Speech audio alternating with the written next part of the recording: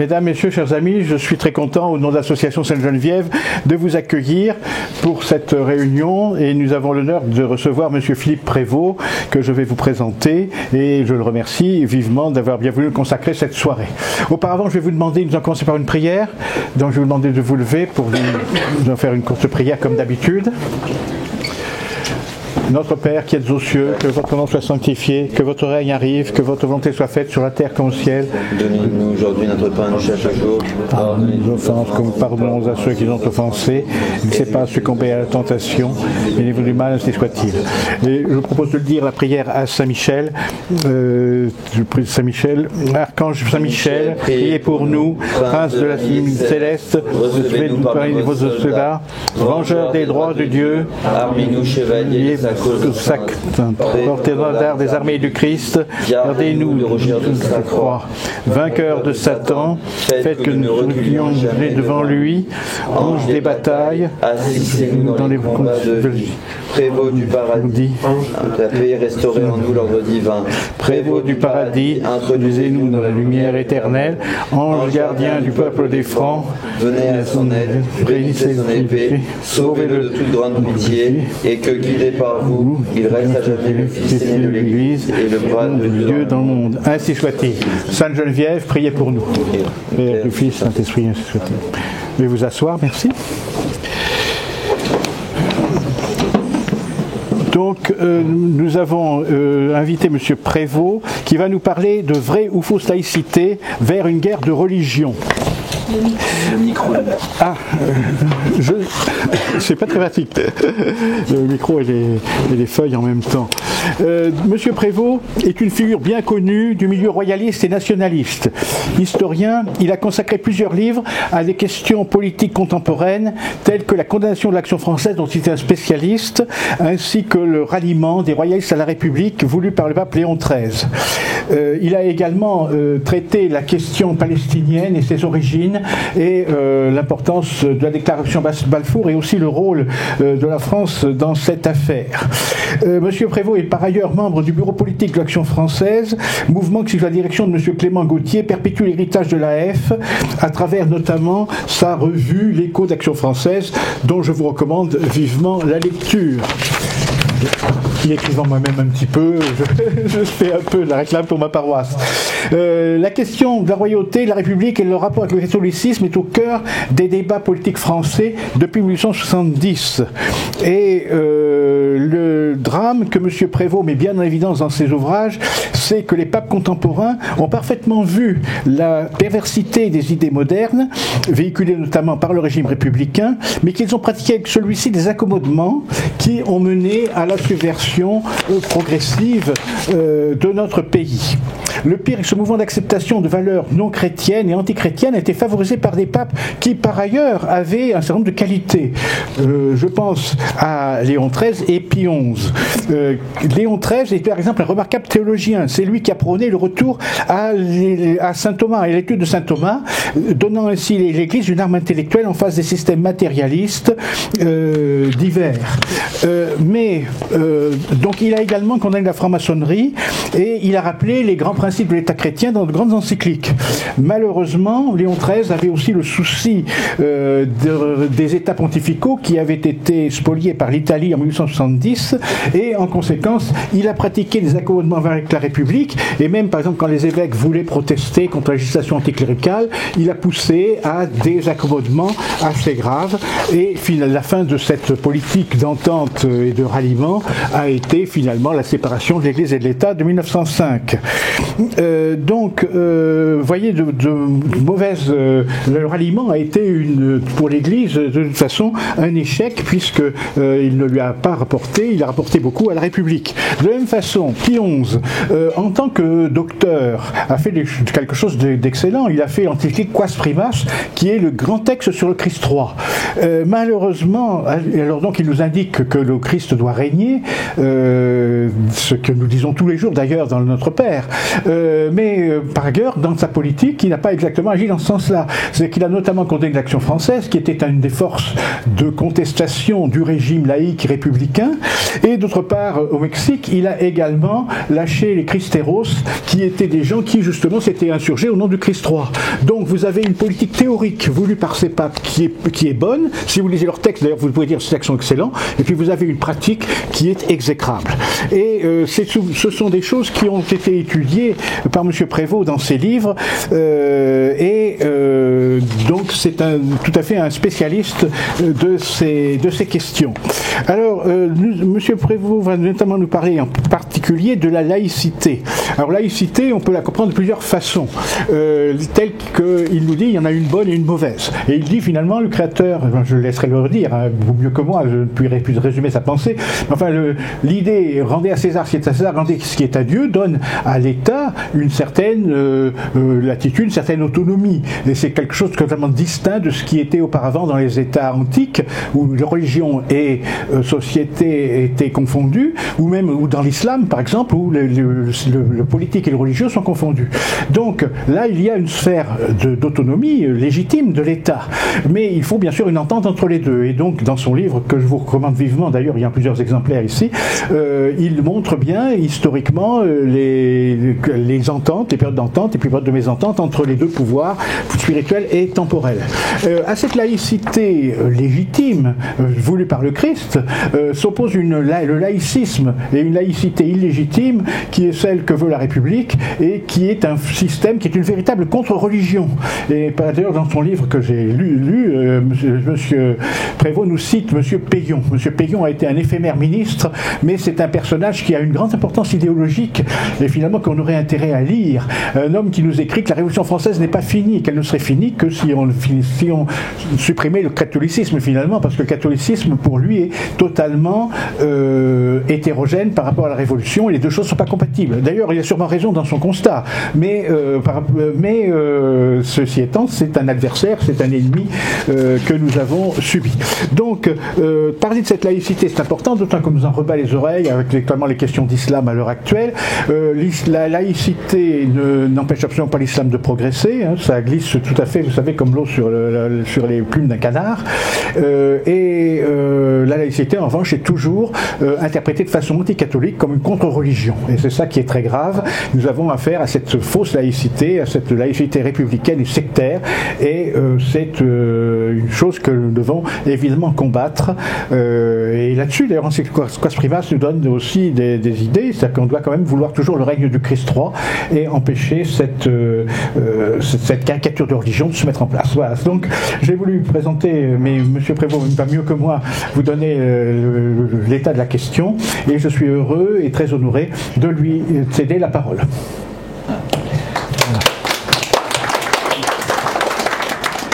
Je vais vous traiter de la laïcité. Voilà un mot qui est chargé de passion et de divergence historique. Quand j'ai commencé à étudier la laïcité, j'étais évidemment sur Internet pour voir un peu qui en parlait. Ah, c'est très intéressant. Vous avez des tas d'historiens qui parlent de la laïcité. Pour les uns, la laïcité a commencé en 1905, à la loi de séparation. Pour d'autres, c'était la Révolution française. Pour les troisièmes, c'était la Réforme. En réalité, le problème de la laïcité se pose depuis bien plus longtemps, depuis plus de 2000 ans. Alors, pour commencer, il faut d'abord voir un peu quelles étaient les sociétés antiques. Et voir très rapidement, bien sûr, dans la société antique, tout était religieux. Car la laïcité, c'est la sortie de la religion. Tout était religieux. Les pères de famille étaient les prêtres en même temps, c'était les prêtres de la religion familiale, comme le roi était le prêtre de la religion de la cité. Et il suffit de lire, par exemple, l'Iliade ou l'Odyssée, pour s'apercevoir, pour voir que aucun geste n'échappe aux dieux, et en particulier à Zeus, car c'est Zeus qui supervise évidemment tout ce que font les dieux. Qu'il y ait une tempête, qu'il y ait n'importe quoi, c'est Zeus qui l'a décidé, c'est bien. Mais au fur et à mesure, D'ailleurs, c'est si vrai que le droit était laïque aussi, le droit était religieux aussi, complètement religieux. Je parle ici sous l'égide et sous le contrôle d'un professeur de droit romain. Le droit curitaire, c'était un droit religieux. Il fallait employer certaines formules, parce que si vous n'employez pas les formules consacrées, le Dieu ne pouvait pas reconnaître, évidemment, et juger, parce que c'était le Dieu qui jugeait à travers le juge. Le juge était en même temps un prêtre, et tout prêtre était juge. Mais déjà dans l'Antiquité, vous avez une sortie du religieux. Sortie progressive, bien sûr. D'abord, une sortie avec, en particulier, on va passer très rapidement, avec Aristote. C'est Aristote qui commence à voir que finalement, les cités ne sont pas du tout des créations divines, les cités sont des créations humaines. Car, dit Aristote, le fait de l'homme, c'est d'être un animal social. Ça ne vient pas du tout des dieux. L'homme est fait pour vivre en société. C'est lui qui crée les cités, et non pas Athéna qui crée Athènes, ou bien Quiritus qui crée Rome. Tout ça, c'est naturel, d'une part. D'autre part, la politique n'a rien à voir avec la morale. Et enfin, le droit, c'est un droit laïque. Qu'est-ce que c'est que le droit? Le droit, il y a deux sortes de droits. Le droit, enfin, deux sortes de justice. La justice commutative et la justice... distributive. Pardon? Distributive. Distributive, c'est ça. Commutative, distributive.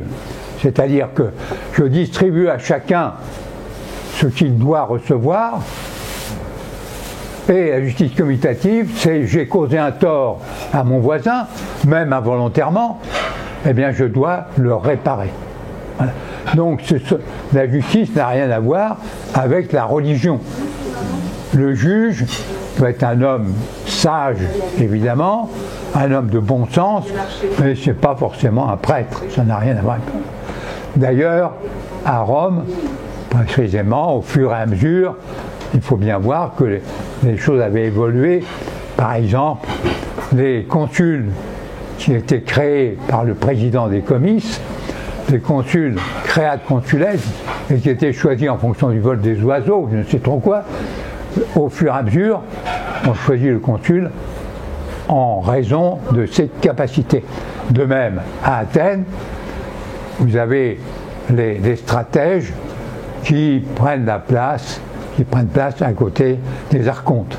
Les archontes étaient tirés au sort, parce que le tirage au sort, c'est la voie des dieux. Les stratèges, ce sont des gens choisis pour leur capacité. Bon. Donc au fur et à mesure. Mais malgré tout, la religion et la politique restaient un peu confondues. C'est si vrai, par exemple, qu'à Rome, l'empereur était un dieu. Hein? Donc il n'y a pas de séparation absolue entre la religion et la politique. Jusqu'au jour où le Christ est venu.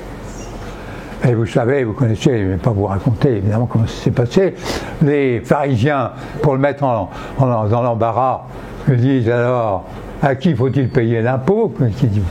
Le Christ fait amener une pièce de monnaie, il dit, écoutez, voilà, d'un côté vous avez César, mais rendez à César ce qui est à César, et à Dieu ce qui est à Dieu. Mais ça, c'est le principe de base, un principe général. Le Christ ne dit pas, à proprement parler, comment rendre à César et comment rendre à Dieu. Car le Christ ne rentre pas dans les détails. Il estime qu'il nous a donné une intelligence, c'est à nous de nous en servir. D'autant que les circonstances peuvent changer. Donc, il n'y a pas d'absolu à faire. C'est vrai pour la politique, c'est vrai pour le droit aussi. Vous savez que le Christ un jour est interpellé par quelqu'un, par un jeune homme, qui lui dit « Maître, vous qui savez tout, pourriez-vous faire le partage entre moi et mon frère ?» car mon frère ne veut pas partager l'héritage des ses parents. Et le Christ lui dit, mais écoute, tu crois que je suis venu ici pour faire vos partages, vous? Fous-moi la paix. Allez, dégage. Hein, débrouille-toi. Autrement dit, c'est à vous de faire votre petite cuisine. Moi, je suis venu ici pour vous donner des principes, pas pour descendre dans ces détails. Hein, voilà. Et les premiers chrétiens vont être un peu les victimes de cette dichotomie. Car si les premiers chrétiens sont morts, c'est pas parce qu'ils refusaient, ils avaient amené un Dieu supplémentaire. Vous savez, à Rome, on acceptait tous les dieux. Un Dieu de plus ou un Dieu de moins. Mais les chrétiens refusaient d'adorer l'empereur. Ils voulaient bien le servir, il n'y avait pas de meilleur soldat qu'eux, mais nos corps à l'empereur, nos âmes à Dieu. Et c'est là où tout se jouait, c'est pour ça qu'ils ont été persécutés. Jusqu'à l'édit de Constantin, c'est-à-dire jusque vers la fin des années 300 à peu près. Constantin arrive, et Constantin, il n'oblige pas du tout. Vous savez, quand on a parlé au moment du Concile, sous ces analphabètes, on parlait d'église constantinienne, avec un air de dire que Constantin avait imposé le christianisme et tout. C'est pas vrai du tout. Constantin n'a rien imposé du tout. Il a au contraire, il a laissé les gens libres. Les gens qui voulaient rester païens, restaient païens. Ceux qui voulaient adhérer à l'église néoplatonicienne, ils adhéraient à l'église néoplatonicienne. Il a simplement permis aux chrétiens d'avoir une religion libre. Il a libéré la religion. Et Constantin, d'ailleurs, l'église, au départ, a été voir Constantin parce que dès qu'elle a eu la liberté, il y a eu des schismes, qui sont des hérésies qui sont passées, en particulier l'église arienne. Vous avez l'arianisme qui est apparu. Et qui dit l'arianisme dit évidemment le trouble dans l'Empire. Donc, qu'a fait Constantin? Il a réuni un premier concile sous sa présidence, le concile de Nicée. Et par la suite, ses successeurs ont réuni un certain nombre de conciles, celui d'Éphèse, etc. En sorte que l'Église, à peine sortie de la clandestinité, va se jeter dans les bras de l'empereur, dans les bras des empereurs,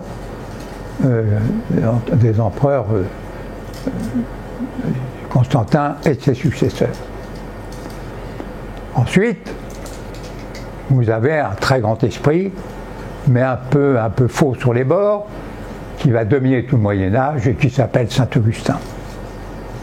Car il se produit en 410 un événement considérable, c'est la prise de Rome par Alaric. Alaric, c'est pas du tout un païen, Alaric est un arien. Mais il y a le sac de Rome, et les Romains imputent, un certain nombre de Romains imputent le sac de Rome aux chrétiens, en disant « Ah, vous voyez, autrefois, hein, quand c'était nos dieux qui dirigeaient, qui dominaient, ça ne se passait pas comme ça.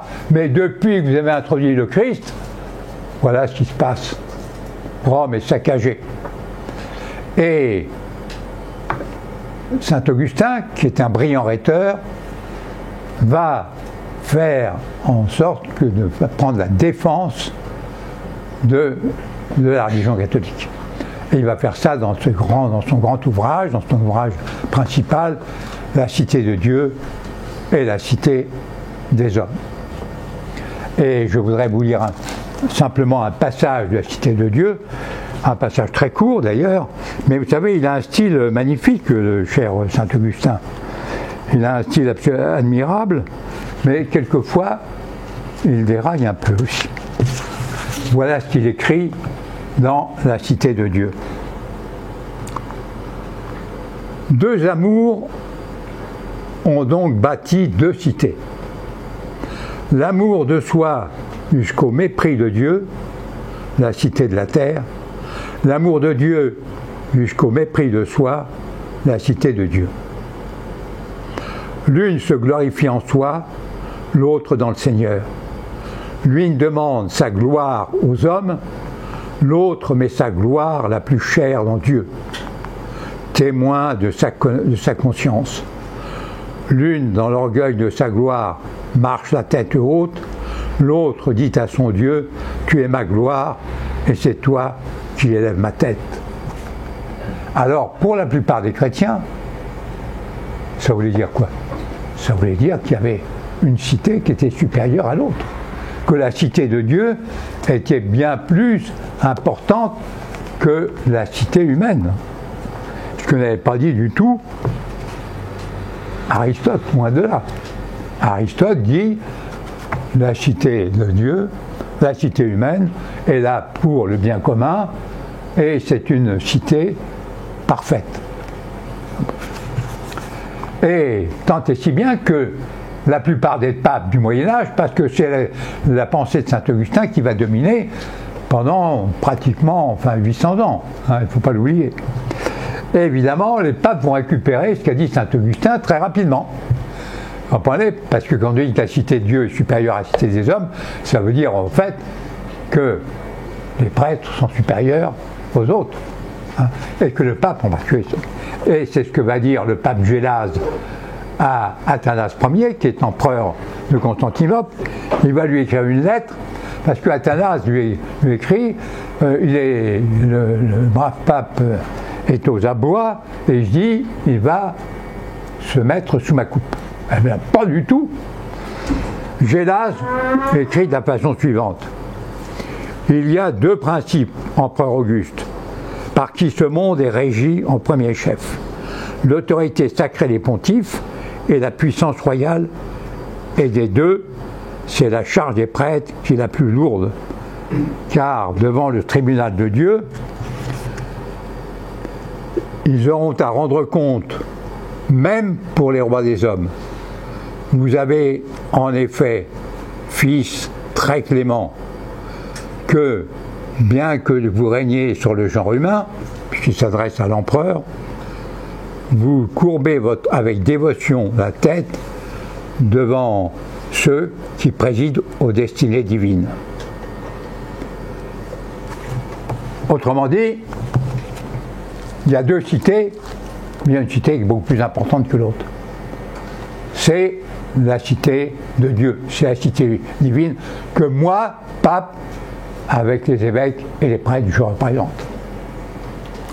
Et c'est pour ça que pendant toute une partie du Moyen-Âge, Monseigneur Arquier a qualifié les choses de c'est son nom. L'augustinisme politique. Oui, l'augustinisme politique, qui est à mon avis un peu exagéré. Car dans le Haut Moyen-Âge, tantôt les prêtres ont dominé, tantôt le clergé a dominé, tantôt les évêques ont dominé. Certes, les papes ont terminé, ont permis la fin des Mérovingiens. Et ils ont donné, si j'ose dire, leur aval à la naissance des Carolingiens. C'est vrai. Mais d'un autre côté, les premiers Carolingiens, ils leur devaient tout. Vous savez, quand ils avaient besoin, quand ils n'avaient plus beaucoup d'argent, ils n'augmentaient pas les impôts, parce qu'il n'y avait pas d'impôts à ce moment-là. Qu'est-ce qu'ils faisaient? Ils s'emparaient des biens d'église. Les abbayes étaient riches, c'était tentant quand même. Eh bien, ils n'ont pas hésité à s'emparer des biens d'église. Et il ne faut pas oublier qu'un homme comme Charlemagne, qui avait quand même une certaine personnalité, c'est Charlemagne qui obligeait les évêques, il traitait ses évêques comme il traitait ses comtes. Les évêques devaient venir avec lui, vous savez, pour batailler. Et quand s'est posé la question du filioque, par exemple, Charlemagne a réuni un concile avec la chapelle, et puis, comme ça s'éternisait, il a dit voilà, le Saint-Esprit, c'est procède du Père et du Fils, que vous soyez content ou pas. Hein, terminé. Voilà. Donc vous voyez, quand on parle de l'augustinisme politique, à mon avis, c'est un peu exagéré. D'autant que, à la même époque, ou très peu après, vous avez Othon Ier, qui est fondateur de la dynastie des Ottoniens et surtout le fondateur du Saint-Empire romain germanique, qui utilise les évêques, ces évêques comme des préfets. Parce que les évêques avaient deux avantages. Le premier, c'est qu'ils étaient un peu moins brutaux que ces vassaux, vous savez, ces comtes ou ces marquis qui sortaient dans ces trous doux. Et puis le deuxième avantage, théorique d'ailleurs celui-là, c'est qu'ils n'avaient pas d'héritier. Et bien que c'est théorique parce qu'il y avait certains évêques, en particulier certains évêques allemands, qui avaient quand même des enfants. Et il y en avait même qui faisaient sacrer l'un de leurs fils comme évêque pour que, à leur mort, le fils hérite de l'évêché. Bon. Bref, l'Église était dans un état assez pitoyable, puisqu'on la tenait, comme on l'a dit, par la chair et par la terre. Et l'Église avait évidemment bien besoin d'être prise en main. Et c'est ce que va faire un pape, Grégoire VII, le moine d'Hildebrand, qui était passé d'abord par Cluny. Il avait vu la misère de l'Église et il a décidé à la réformer. Et pour ça, il est élu en 1073, et la première chose qu'il fait en 1074, c'est d'interdire aux prêtres concubinaires ou aux prêtres mariés de rentrer dans les églises et de prêcher et tout. Alors déjà, il a du mal en Allemagne, mais enfin, il est appuyé par l'empereur Henri IV. L'année suivante, il passe à l'étape supérieure, si j'ose dire. C'est-à-dire qu'il interdit aux laïcs, c'est-à-dire aux princes, de choisir désormais les évêques et les abbés. Alors là, déjà, sa première réforme avait eu du mal à passer. Mais la seconde, ça heurte complètement l'empereur d'Allemagne, l'empereur du Saint-Empire romain germanique. Car c'est parmi les évêques, les évêques, pour lui, sont d'abord des préfets. Et on lui retire brutalement ses préfets. Alors, Henri IV nomme, il y a une vacance de siège qui se produit à Milan et dans un autre évêché, mais surtout à Milan, et il nomme un évêque, l'archevêque de Milan, sans passer par le pape, bien évidemment. Alors là, c'est le conflit avec Grégoire VII, qui n'est pas homme à cet effet. Alors, Grégoire VII l'excommunie et sort le dictatus papé, c'est-à-dire qu'il exige que le pape soit le seul à pouvoir nommer les évêques et les abbés, mais en plus, il rappelle que le pape peut déposer les princes et peut en nommer d'autres. Alors là, évidemment, ça passe très difficilement. D'autant plus difficilement que, ayant excommunié Henri IV réunit un concile à Worms et il fait exclure le pape. Alors je voudrais vous lire très rapidement comment ça se passe. Vous savez, à l'époque, les gens ne mettaient pas leur langue dans leur poche, hein, loin de là. Et donc ça va être très rapide. Je pense que c'est page 41, un truc comme ça.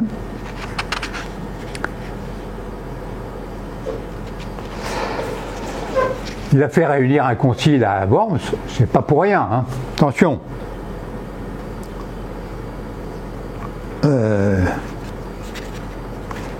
C'est pas ça, c'est pas ça.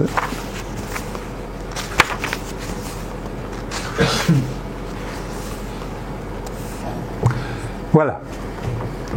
Alors écoutez bien, parce que ça vaut son... Henri, roi, non par usurpation, mais par la juste ordonnance de Dieu. À Hildebrandt, c'était le nom de Grégoire VII quand il était moine. À Hildebrandt qui n'est plus pape, mais désormais le faux moine. Toi, que tous les évêques et moi-même frappons de notre malédiction et de notre sentence, démissionne, quitte ce siège apostolique que tu t'es arrogé. Voilà. Vous voyez que le style était assez dur. Bien sûr que le pape ne va pas se laisser faire, et Henri IV va être obligé d'aller à Canossa. Pourquoi? C'est pas de gaieté de cœur qu'il y va. Mais il y va tout simplement parce que ses vassaux lui ont dit, les princes d'Allemand, lui ont dit, tu sais, si avant 1 mois et 1 jour, tu n'as pas fait relever, tu n'as pas fait pénitence et tu n'as pas fait relever de ton excommunication, nous serons libérés de tout respect vis-à-vis de toi et de toute obéissance. C'est-à-dire que nous deviendrons indépendants et toi tu ne seras plus du tout empereur ou tu ne régneras plus sur rien. C'est pour ça que ce brave Henri IV va à Canossa, et rien, et pour rien, aucune autre raison. Et qu'il va s'abaisser devant Grégoire VII, qui lui pardonne d'ailleurs. Canossa ne s'est pas du tout passé, comme on vous le raconte, mais enfin peu importe. Bref, c'est le triomphe complet de Grégoire VII. C'est la théocratie qui triomphe. Et qui va triompher d'ailleurs pendant une bonne partie, pendant 1 siècle à peu près. Mais l'avantage de l'Église, c'est qu'elle est sortie du mois de la féodalité, si j'ose dire, la première.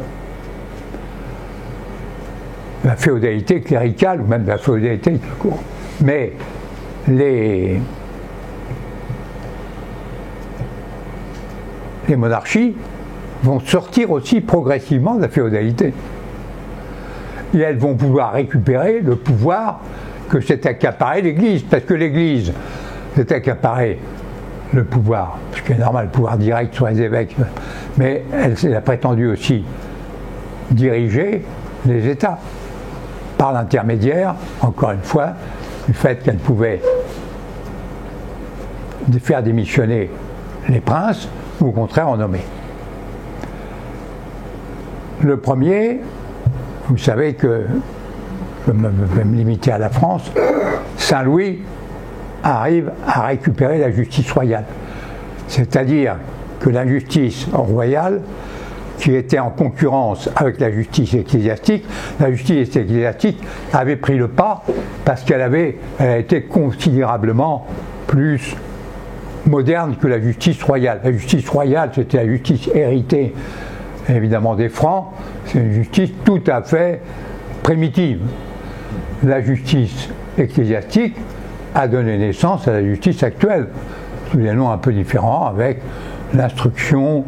Il n'y avait pas toute la justice royale, vous savez très bien comment on faisait, comment on arrivait à décider quel était celui qui avait raison et qui avait tort, et les ordalies, des choses comme ça, enfin, c'était très très primitif. La justice ecclésiastique, c'est une justice où il n'y a pas de torture, et où on essaye de voir réellement, et où les gens ne sont pas, les juges ne sont pas payés, où il y a un minimum quand même, où c'est une justice qui a engendré la justice actuelle. Alors, Saint-Louis fait sa grande réformation de la justice et il récupère la justice royale.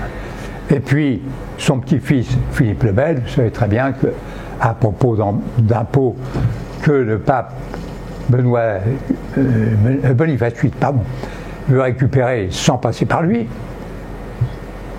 le roi se dresse contre le pape. C'est l'attentat d'Anagni qui ne s'est pas passé non plus comme on l'a dit, mais enfin peu importe. Boniface VIII, qui est l'héritier des papes qui voulaient la théocratie, Boniface VIII est obligé de capituler, il meurt 1 mois après. C'est un premier échec. un premier échec important et un premier échec qui montre que le pouvoir royal s'affirme en face du pouvoir ecclésiastique. Et ça va s'affirmer d'autant plus que vers les années 1250, au milieu du XIIIe siècle, donc, apparaît saint Thomas d'Aquin. Et saint Thomas d'Aquin, c'est l'héritier, il reprend l'héritage transmis par les Arabes, l'héritage d'Aristote. Et saint Thomas d'Aquin, lui aussi, dit, mais les cités n'ont pas d'origine divine, le pouvoir royal n'est pas d'origine divine, c'est un pouvoir, le pouvoir monarchique, comme les cités, ça vient de la nature de l'homme. Saint Thomas d'Aquin fait bien la différence entre nature et surnature. La surnature, c'est ce qui appartient à Dieu. La nature, c'est ce qui appartient à l'homme. Distinguons bien entre les deux. Et saint Thomas va dire, mais la justice, là aussi, la justice, il y a une partie de la justice humaine et vous avez la justice divine. Il le dira à un moment donné, il vaut mieux obéir au prince en matière temporelle qu'au pape. Alors que jusqu'ici, évidemment, c'était le pape qui prétendait tout régenter. Et en matière politique, saint Thomas va dire la morale n'a pas à régenter la politique et la justice. Car il y a une partie de la politique qui obéit à des lois politiques et une autre partie qui obéit au contraire. La politique est un art ou une science. Une science. Quand elle est une science, elle n'a pas à obéir à la morale. Quand elle est un art, c'est-à-dire quand il y a une action politique, là, elle doit obéir effectivement à la morale. Bref, saint Thomas ouvre des perspectives tout à fait nouvelles. Elle ouvre une certaine, disons, certaine modération. Mais cette modération, il faut dire que l'Église va perdre son prestige très rapidement parce que vous allez avoir au XIVe siècle, XIIIe, XIVe, XVe siècle, le double mouvement de l'Église, du pape qui vont se réfugier à Avignon d'abord. Dans un premier temps, c'est pour fuir les guerres entre les Guelfes et les Gibelins. Et ça ne doit pas heurter les gens, parce qu'à l'époque, vous savez, les papes, c'est pas du tout comme aujourd'hui, ils voyageaient beaucoup. Le temps mis par le pape à Avignon a été très long. Et sainte Catherine de Sienne a supplié le pape de revenir à Rome, parce qu'elle a trouvé que ça s'éternisait de trop. Alors au bout de 70 ans, le pape décide de revenir à Rome. Mais ce pape a une santé fragile, le voyage d'Avignon à Rome l'épuise, et il meurt en arrivant. Alors qu'à cela ne tienne, les cardinaux élisent un nouveau pape. Et il se trouve qu'il y a un petit évêque, là, très vieux, un peu tout sauteux, tout. On dit, bon, ça va être un pacte de transition formidable, on l'élit. Et il prend le nom d'Urbain VI. Mais Urbain VI va se révéler bientôt une peau de vache. Il va commencer déjà par engueuler tous ces cardinaux qui l'ont élu, en disant, mais écoutez, j'en ai assez de vous voir mener des vies de patachons comme ça, tâchez de vous reprendre en main, faites comme le Christ. En plus, il va avoir la prétention de diriger non seulement l'Église, mais de diriger aussi toute la chrétienté au point de vue politique. Alors là, évidemment, ça va très mal passer auprès de certains princes, et en particulier auprès de Charles V. D'autant qu'il a envoyé, ça c'est pour l'anecdote, il a envoyé, vous savez, on avait beaucoup de respect autrefois, on respect des formes. Alors tout le monde savait très bien quel était le pape qui était élu, mais l'habitude c'était d'envoyer des cardinaux prévenir le roi de France, le roi d'Angleterre, l'empereur du Saint-Empire romain germanique et tout ça, pour leur dire quel était leur... Or, il fait envoyer un cardinal au roi de France, à Charles V, et le cardinal le dessert beaucoup en disant qu'il a été très très mal élu, qu'il n'était pas plus mal élu que les autres. C'est vrai qu'il y avait eu au moment de son élection des émeutes, mais c'était commun, c'était très très courant. Les Romains avaient simplement exigé que le pape soit romain ou au moins italien. Ils ne voulaient plus de pape français, qui avaient été les papes évidemment, qui avaient été élus pendant l'interrègne à Avignon. Enfin bref, voilà, les cardinaux se retrouvent devant ce pape qui est véritablement impossible à vivre. Et que font-ils? Ils se réunissent à Anagni et ils élisent un autre pape. Ils élisent Clément VII. Clément VII, qu'est-ce qu'il fait? Il s'en va à Avignon. Ce qui fait que l'Église a deux papes. Et ça va durer comme ça jusqu'en 1418, je crois, à peu près. Vous allez avoir deux papes et quelquefois trois papes. Parce que il y a un concile qui va se réunir et qui va élire un pape en disant, comme ça, il va obliger les deux autres à démissionner. Mais les deux autres ne veulent pas démissionner. Vous comprenez, la place est bonne, pas de question de démission. Et on va se retrouver comme ça jusqu'au moment où l'empereur Sigismond, empereur du Saint-Empire romain germanique, va dire écoutez, ça suffit, c'est ridicule. Il va réunir un concile à Constance et le pape de Rome, on va plus ou moins l'enfermer. Celui d'Avignon qui ne veut pas démissionner, on s'en fiche, on le laisse tomber et tout. Et on élit un troisième larron qui lui va être pour de bon un pape. Mais en attendant, je peux vous dire que l'Église en a pris un sacré coup. Parce que quand vous avez deux papes, trois papes, vous ne savez plus à quel pape vous adressez. Hein? Donc, que font les gens? Eh bien, ils s'adressent tout simplement aux princes. Ce sont les princes qui remplacent les papes. Et c'est ce qui vous explique la raison pour laquelle, d'ailleurs, les princes vont suivre aussi facilement Luther, Calvin et même le roi Henri VIII. Qu'est-ce que va faire Henri VIII? Henri VIII, vous savez, il ne va pas changer grand-chose. Il va dire simplement parce qu'il a envie de se marier, il en a marre de Catherine d'Aragon. Hein. Catherine d'Aragon a été sa cousine. Alors, il a fallu une première dispense du pape, et en plus, il veut une deuxième dispense pour divorcer avec elle. Alors là, le pape lui dit non. Et Henri VIII va avoir pratiquement aucun problème avec la plupart des Anglais. Il va remplacer le pape tout à fait normalement. Et tout ça prépare évidemment la réforme. Alors qu'est-ce que la réforme?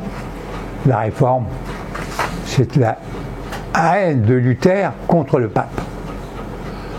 Luther est là, Luther veut surtout, disons, démolir, casser la puissance pontificale. Et c'est pour ça qu'il va dire, il ne va pas faire de grande théorie, Luther, mais il va dire, écoutez, en réalité, il n'y a pas deux pouvoirs.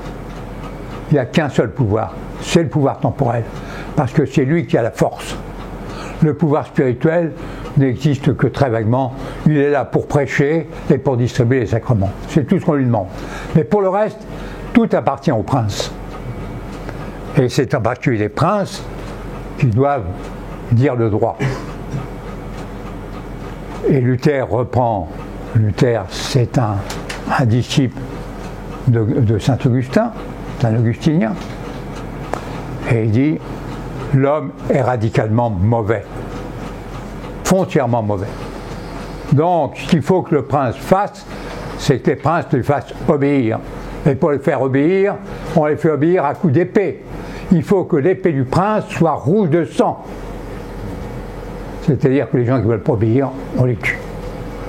Et d'ailleurs, Luther va encourager les princes à le faire au moment de la grande révolte des paysans. Vous savez qu'il y a à peu près 300 000 paysans qui vont être trucidés en Allemagne. Hein. Et Luther va encourager les princes, tuez-les tous. Donc, pour Luther, ce qui est important, c'est que le prince dirige tout.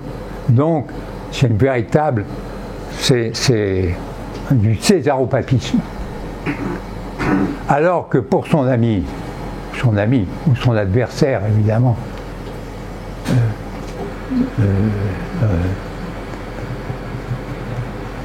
celui de Genève, là, Calvin, ouais, pardon, j'ai dit trop de mémoire de temps en temps. Pour Calvin, c'est l'inverse, mais ça revient au même. C'est l'inverse, c'est-à-dire que pour Calvin, ce sont les pasteurs qui doivent diriger. Les pasteurs doivent diriger les princes, c'est-à-dire que vous avez d'un côté le césaropapisme et de l'autre côté la théocratie absolue.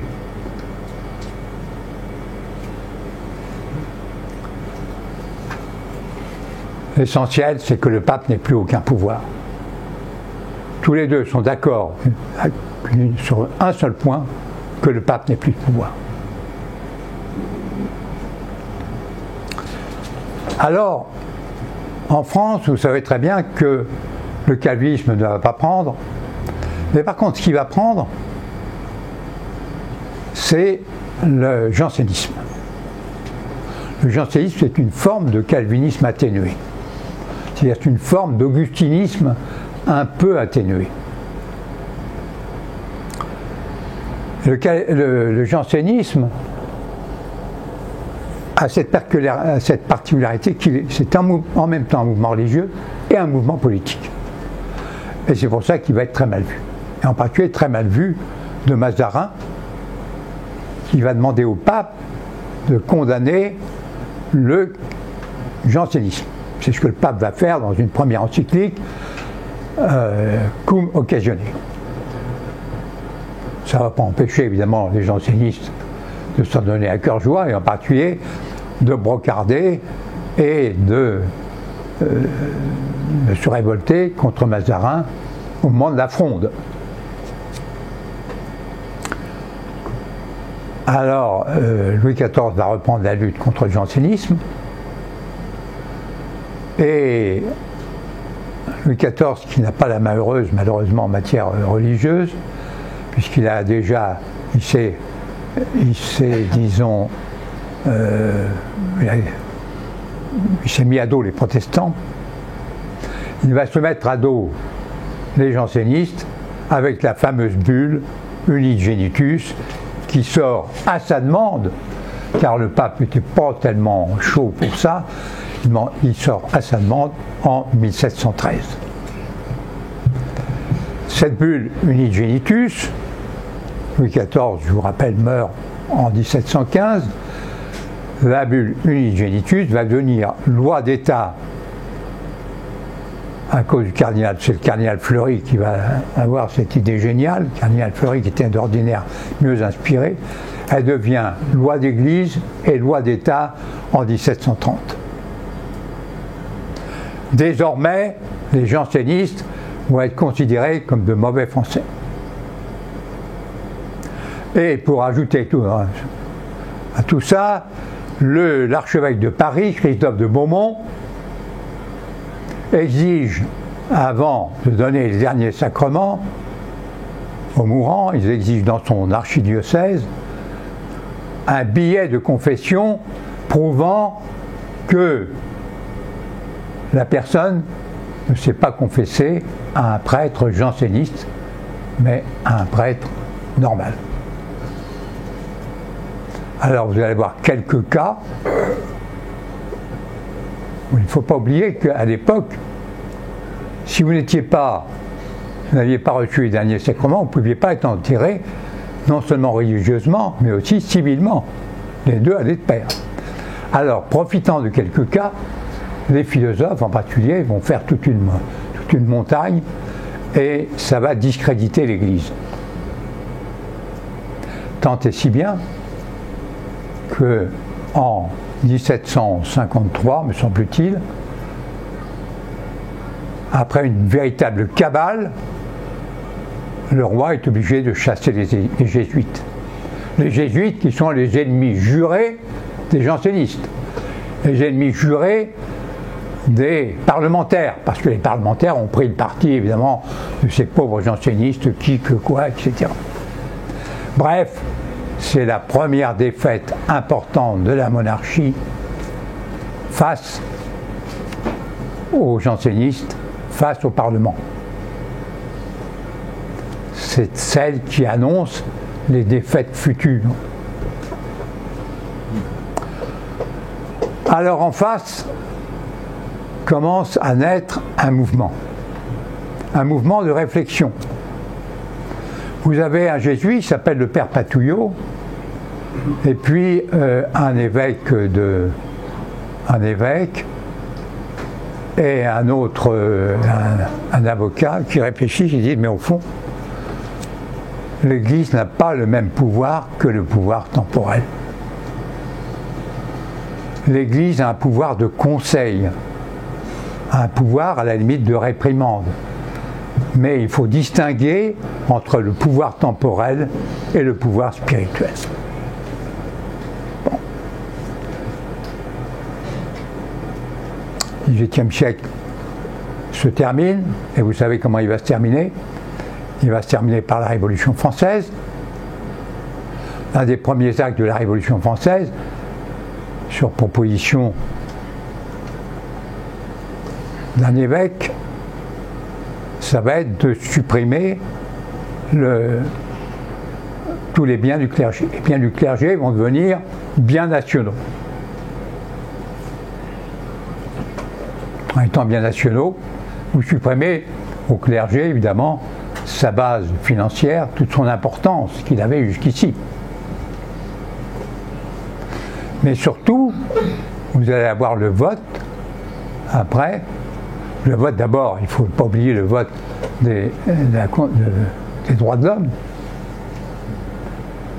qui dans leur article 10 préconise bien qu'ils respectent toutes les croyances religieuses, qui sont des opinions comme les autres. Voilà. Ce qui est l'Église, maintenant, c'est une opinion. Pas plus qu'une opinion. Et puis après, vous allez avoir la constitution civile du clergé. La constitution civile du clergé, elle vient ensuite, évidemment, du contrat social. Qu'est-ce que le contrat social? Le contrat social, c'est ce grand mouvement, ce grand livre philosophique de Rousseau, qui dit, mais au fond, il ne peut pas y avoir deux pouvoirs. Il reprend toutes les théories un peu de la théorie des réformateurs. Deux pouvoirs, ça rime à rien. Si vous voulez avoir des croyances religieuses, mais ayez-les, mais que ça soit purement personnel. Au-dessus, vous avez une religion civile. Religion civile qui doit avoir très peu de dogmes. C'est une religion sans dogme, mais qui exige la tolérance. Seulement attention, si vous n'obéissez pas à la religion civile et à ses lois, car là, il faut respecter les lois. Alors là, vous avez le droit à la peine de mort. Oui, la tolérance est quand même très limitée. Bon. C'est comme disaient les révolutionnaires, pas de liberté pour les ennemis de la liberté. Eh bien, la constitution civile du clergé reprend tout cela. Alors, comment faire? Eh bien, pour avoir des ministres du culte à la hauteur, on va les faire élire. Alors, on fait élire les évêques et les curés par les citoyens, qui, je vous rappelle, sont ceux qui payent des impôts et qui en payent même pas mal. Et donc, on fait élire les évêques et les curés, et les évêques envoient leur nomination à Rome pour avoir l'investiture canonique. Et là, Piscis refuse en bloc. Alors, la constituante est bien ennuyée. Mais qu'est-ce qu'elle fait? Eh bien, elle exige le serment de fidélité à la Constitution. Et cette mesure qui était censée apporter la paix va déclencher la guerre, en particulier les guerres de Vendée, les guerres religieuses. Mais c'est grâce aux guerres de Vendée que Bonaparte, que le premier consul, qui veut faire la guerre, va être obligé de traiter avec le pape. Les constituants, les conventionnels, les législateurs, les conventionnels et tout, qui avaient déclaré et décidé que le pouvoir religieux n'existait plus, qu'il n'y avait qu'un seul pouvoir, c'était le pouvoir politique, eh bien, le Concordat ressuscite à nouveau le pouvoir religieux. Bonaparte reconnaît qu'il y a un autre pouvoir que le sien, un pouvoir religieux. Et pour traiter avec le Pie VII envoie Consalvi, le cardinal Consalvi, et on se met assez facilement d'accord sur un certain nombre de points. Bonaparte exige en particulier que les biens nationaux ne soient pas récupérés par l'Église. Et aussi étonnant que ça puisse vous paraître, le pape ne met aucune opposition. Je dois même vous dire que ça l'arrange. Pourquoi? Parce qu'une église pauvre, ça veut dire une église qui ne sera plus gallicane, voyons, c'est évident. Des mendiants, ça ne peut plus être gallican, ça ne peut plus revendiquer leur indépendance. Vous n'avez jamais vu les mendiants dans la rue qui revendiquaient une indépendance quelconque. Ça n'existe pas. Ils dépendent des autres. Donc ça, c'est tout ça. Le pape est obligé d'avaler un peu son chapeau en ce qui concerne évidemment le fait que l'Église n'est plus reconnue comme seule Église dans le royaume ou en France. Il est obligé d'accepter la démission des évêques qui lui ont été fidèles, tout. Mais enfin, en gros, ça se passe pas trop mal. C'est la conclusion du Concordat 1801. Et nous arrivons au XIXe siècle. Et en particulier à un acte très important qui est le Concile Vatican I. Parce qu'au moment du Concile Vatican I se pose la question suivante, question capitale. Va-t-on inviter les princes, comme il était de coutume, dans les anciens conciles? L'invitation des princes était de droit pour plusieurs raisons. La première, c'est que pour que les actes d'un concile passent dans les lois, il fallait qu'elles soient actées par les parlements. Et donc, il fallait que les princes représentent, soient là, ou les princes ou leurs représentants. Le roi de France n'avait pas forcément besoin d'être là au Concile de Trente, mais il envoyait les représentants. Mais il y avait une autre raison très importante pour laquelle les princes devaient être là aussi. C'est qu'ils représentaient les sujets. Car très rapidement, on s'est aperçu qu'évidemment l'Église, au fur et à mesure qu'elle croissait, les fidèles ne pouvaient plus assister au concile. Donc assister au concile à leur place, les princes. Et donc, en 1860, grosso modo, 63, quand s'est préparé le Concile Vatican I, cette raison était toujours valable. La première raison, la raison des parlements et tout, bon, c'était fini ça. Mais la raison de la représentation du peuple, elle existait toujours. Et il y a un débat. Et il a été décidé, au moment du Concile Vatican I, qu'on n'inviterait pas les princes. On les laisserait venir s'ils voulaient, mais on ne les inviterait pas. Autrement dit, ça revenait à dire, venez si vous voulez, mais surtout, ne venez pas. Hein? Et c'est ce que les princes ont fait, ils ne sont pas venus. Donc, ça actait le fait que l'Église voyait qu'il y avait... Elle acceptait qu'il y ait deux pouvoirs, mais que le pouvoir était très différent. Il y avait un pouvoir politique et un pouvoir spirituel, qui n'avait plus à se mêler du pouvoir politique. Et c'est si vrai d'ailleurs qu'on va assister à un certain nombre mesures par la suite, hein, en particulier les rois catholiques ou les princes catholiques qui avaient encore un droit de regard sur l'élection pontificale vont la perdre en 1903, après l'élection du pape Pie X. Hein. Et aussi, vous allez avoir, évidemment, la séparation des églises et de l'État en 1905. Alors, beaucoup de gens pensent que Pie X était révolté par la séparation des églises et de l'État. Ouais, j'ai montré que ce n'est pas vrai du tout, que Pie XI était au contraire très heureux de la séparation des églises et de l'État. Ce qu'il a condamné, c'est la façon dont s'est faite la séparation des églises et de l'État. C'est-à-dire que vous aviez eu un concordat. Un concordat, c'est un traité de droit public à deux parties.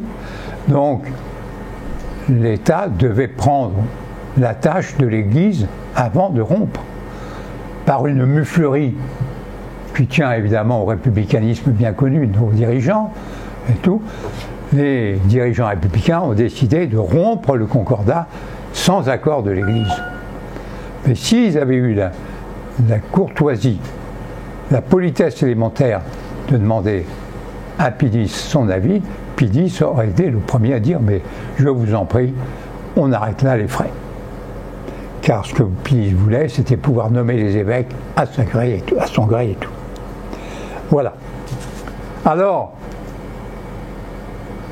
bien sûr, par la suite, malheureusement, avec certains papes, je pense évidemment à Léon XIII en premier, avec la doctrine du ralliement, ensuite avec le pape Pie XI.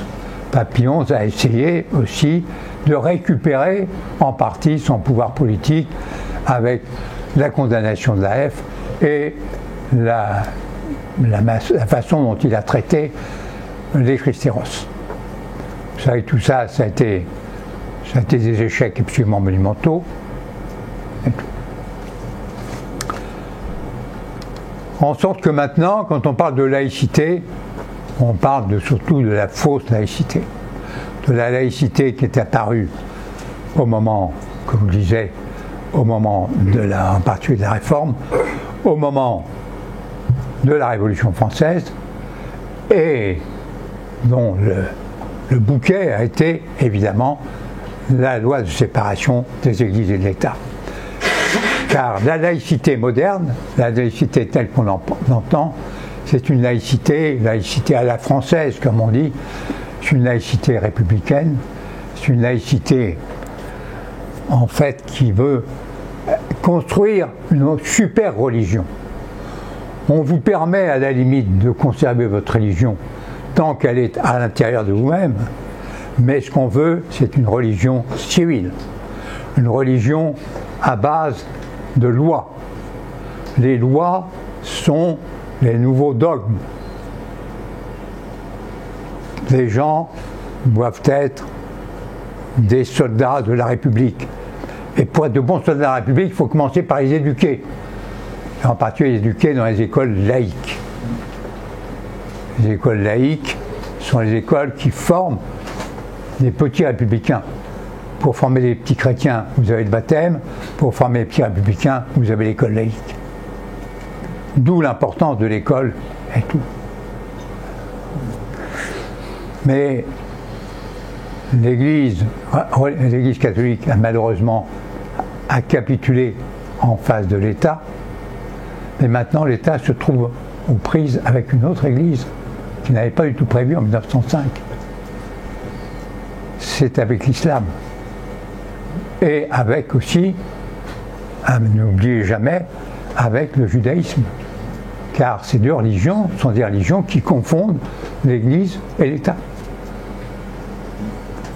Alors, qu'est-ce que vous faites en face de gamines qui sont là et qui veulent porter le voile à l'école?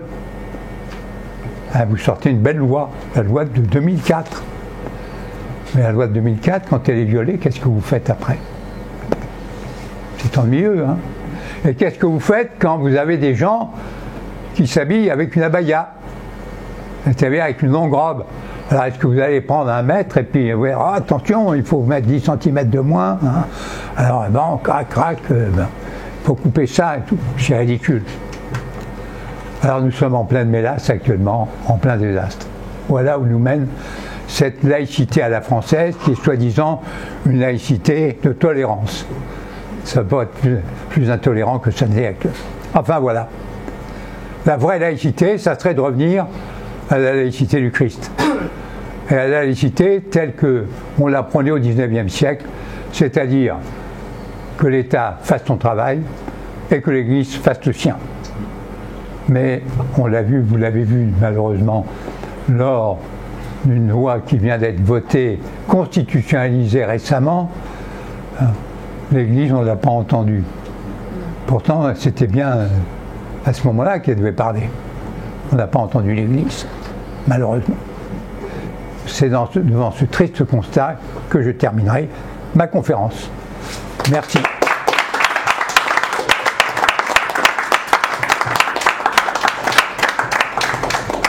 Une question. Oui, vous pouvez nous préciser la signification du mot ordali? Du mot ordalie. Que vous avez utilisé. Oh, le ordalie, c'était Des épreuves. l'épreuve, oui, qu'on faisait passer, vous savez, pour savoir quel était l'homme qui avait raison ou tort. Il n'y avait pas de procès. À ce moment-là, c'était vraiment très primitif. Alors on disait, par exemple, celui qui va tenir un bout de fer rougi, celui-là va être proclamé innocent, et celui qui ne va pas être capable va être proclamé coupable. Enfin, tout ça, c'était absolument aberrant, quoi. Ça n'avait pas de sens. Et dans le même genre, vous avez le jugement de Dieu, c'est-à-dire le duel judiciaire, hein, effectivement, et où on considérait que c'est celui qui gagnait, qui avait raison, et donc c'était donner la preuve, donc on faisait la preuve par le duel de la même façon. Pour l'ordalie, vous avez des tas de méthodes, vous avez par le feu, vous avez par l'eau aussi, vous avez d'autres, vous avez des tas de méthodes, tout ça est irrationnel, et c'est Saint Louis d'ailleurs qui y a mis fin, donc c'est tout de même intéressant de voir Saint Louis, un roi très pieux, qui considère qu'on ne devait pas tenter Dieu et que ça n'avait pas de sens, et que quelquefois vous aviez des coupables qui résistaient très bien, et bon, c'est la même chose pour la torture d'ailleurs, vous avez des coupables qui résistent très bien et des innocents qui au contraire perdent tout de suite. Donc de la même façon, celui qui est le moins fort n'était pas nécessairement celui qui avait tort. Oui, mais Saint-Louis l'a fait parce qu'il a voulu que sa justice royale, justement, soit indépendante de la justice ecclésiale. Hein, c'est ça qu'il faut bien voir. Parce que pourquoi est-ce que les gens allaient de préférence à la justice ecclésiastique? C'est parce que c'était à peu près correctement fait. Vous comprenez? Bon. Tandis que la justice royale, on savait que c'est une catastrophe, quoi. Bon. Eh bien, Saint-Louis a commencé par réformer la justice seigneuriale et la justice royale. Et après, il a dit maintenant, à toutes les causes qui sont des causes humaines, c'est à moi. Je vais les attraire à ma justice. Et par contre, les autres causes, bon, ben là, elles pourront continuer à être du ressort de la justice ecclésiastique. Une autre question, s'il vous plaît. Oui. Anagni, c'est une ville d'Italie ou Anagni, c'est une petite ville d'Italie, oui, ça va être à côté de Rome, je pense. Ah oui. C'est-à-dire que le pape se reposait, il y avait un château à Anagni, c'était le Castel Gandolfo de l'époque. Ouais. Oui, l'attentat d'Anagni, non? L'attentat d'Anagni, ça c'est pas passé comme on le raconte. Hein. C'est pas Nogaret n'a pas du tout giflé le pape. Hein. Je crois que le pape a compris lui-même qu'il avait perdu la partie. Il est parti à Rome et puis il est mort un mois après. Mais il a quand même été assez malmené parce que simultanément, bon, le Nogaret n'a fait que lui faire une notification désagréable, mais en même temps, il y avait quand même des gens qui étaient en train de piller le palais et qui étaient des représentants d'une famille de cardinaux qui étaient les Colonna, oui. Les Colonna. Ah, oui. Et donc le pape a quand même été très secoué. En plus, il a été quasiment abandonné. Il y a juste un cardinal qui est resté avec lui, qui d'ailleurs a été son successeur, très éphémère, puisqu'il a duré une année à peu près, Benoît XI, mais il y a quand même eu, le pape a été malmené. Alors après, on a brodé dessus, après que le pape avait été giflé, même giflé avec un gant de fer d'une armure, ça c'était des exagérations romantiques, c'est romanesque. Mais il a été pris à partie, c'est certain, ce qui est quand même pas habituel pour un pape. Oui, autre question là. Oui, j'ai une petite question. Vous avez dit que la politique, lorsqu'elle est une science, n'a pas à obéir à la morale.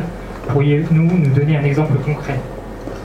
Bah, écoutez, oui, l'exemple concret, c'est très simple. Vous en avez eu, mettons, par exemple, la politique. C'est pas par hasard que la France est à côté de l'Allemagne. Hein. Bon. Vous savez très bien qu'entre la France et l'Allemagne, il y a eu quand même quelques différends.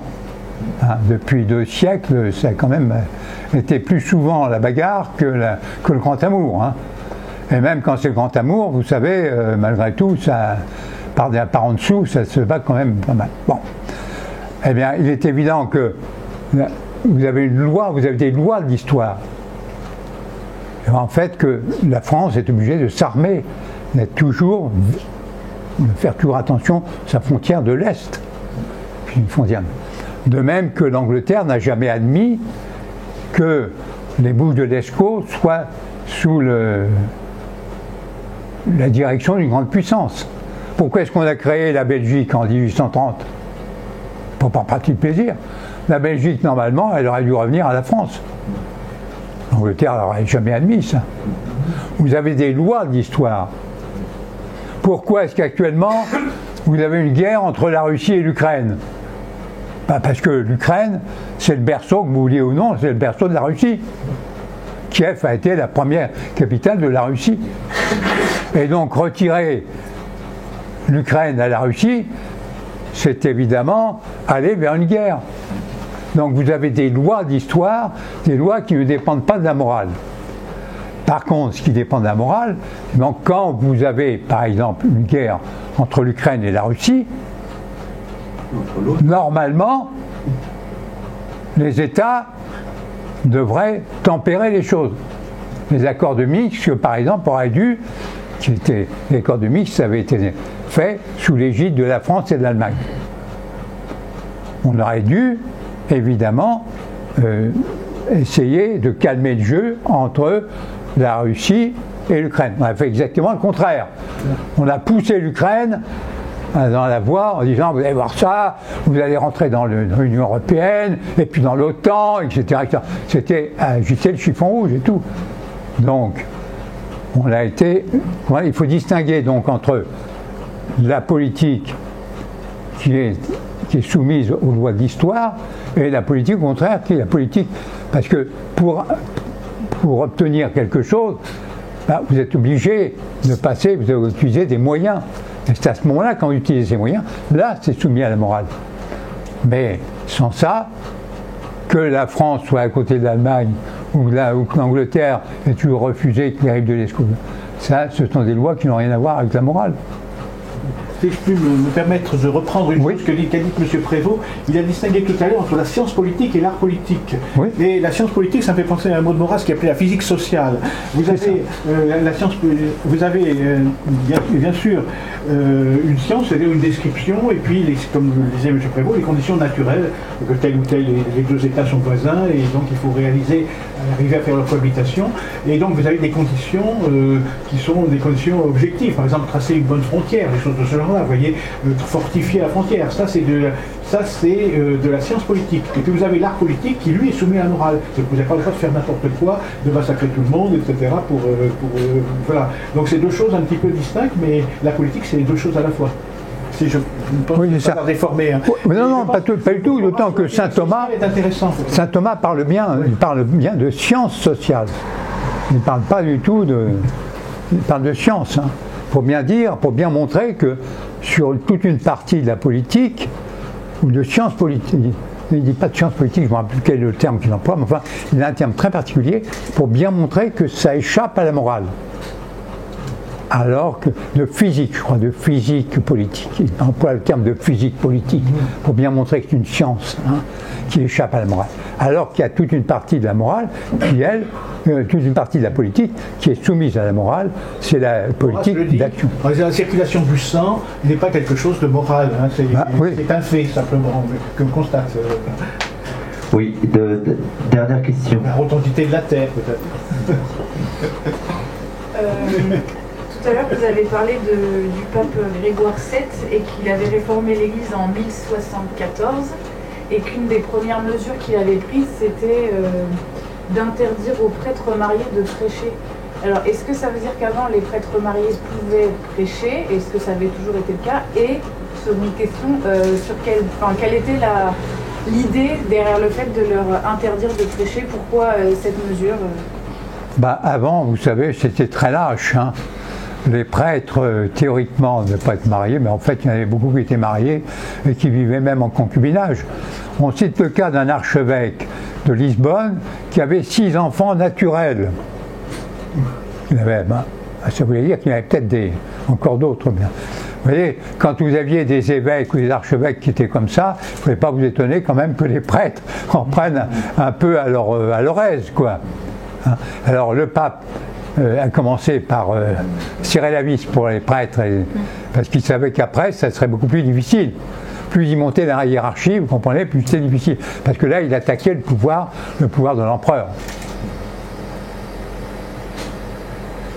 Vous savez, en Allemagne, on voyait des évêques qui arrivaient dans les églises à cheval. L'évêque, on ne savait pas très bien si c'était l'évêque ou le préfet, quoi, en gros. Ils étaient plus préfets qu'évêques.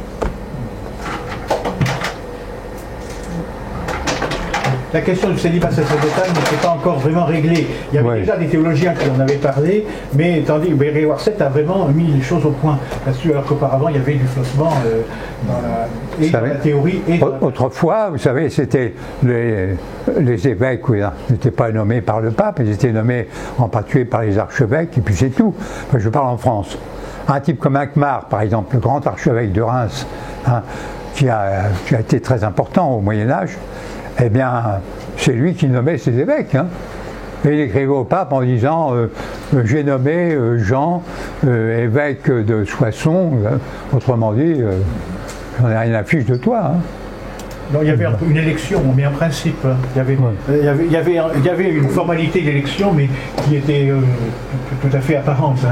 En réalité, c'était les grands qui nommaient, donc soit les rois, soit quelquefois un autre évêque, selon qui était puissant sur place. Effectivement. En principe, sinon, les évêques devaient être élus par les chanoines. Mais alors ça a été respecté après Grégoire VII, difficilement, mais on y est arrivé. Parce que les souverains étaient simoniaques. D'ailleurs, en France, l'affaire s'est pas trop mal passée, alors que c'était Henri Ier qui était lui-même bigame et simoniaque. Malgré tout, l'Église a trouvé un accord avec ce roi-là, et donc après, les évêques étaient élus par les chanoines, et ensuite ils recevaient leur temporel du roi après avoir prêté serment de fidélité. Bon, dernière question, et après c'est bon. Merci beaucoup pour votre conférence qui était vraiment très captivante. J'ai eu la même impression qu'en lisant l'histoire de France de Jacques Bainville. Ça faisait toute une épopée comme ça sur 2020. J'avais une question à propos de saint Thomas d'Aquin. Vous avez dit quelque chose, je ne suis pas sûr d'avoir bien compris, donc je vais vous demander. Il me semble que vous avez dit que le pouvoir monarchique c'était une création strictement humaine. C'était pas Dieu qui... Attendez, pardon, je n'ai pas suivi là parce que je n'ai pas écouté. Vous avez dit que la monarchie, c'était les hommes qui avaient mis en place la monarchie, c'était pas Dieu. Oui, oui. Est-ce que ça veut dire que saint Thomas d'Aquin pensait que le roi n'était pas le représentant de Dieu sur terre? Oui, c'est ça, c'est la théorie de saint Thomas d'Aquin qui dit que le roi, il n'y a pas de droit divin pour lui. Il est contre le droit divin.